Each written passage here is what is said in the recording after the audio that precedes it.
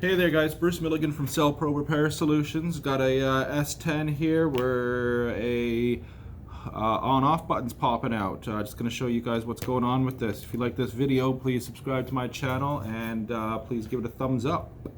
Alright, so what's going on here is customers are coming in and they're complaining that these Samsung S10 Pluses are the on-off button and the volume buttons and the Bixby buttons are popping out.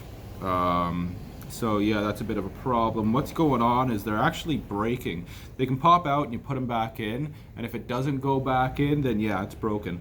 Anyways, if it is not going back in and it continuously pops out, feel free to drop me a message and I'll send you one in the mail. It's just PayPal me $10 and that'll be it. That'll be that. Anyways, this is what happens. You get this guy in the mail, you pop it back into place, and it stays. If it doesn't stay, then there's a problem. Anyways, again, what happens is these guys break, or there's little things here that break, or yeah, that's sort of how that goes.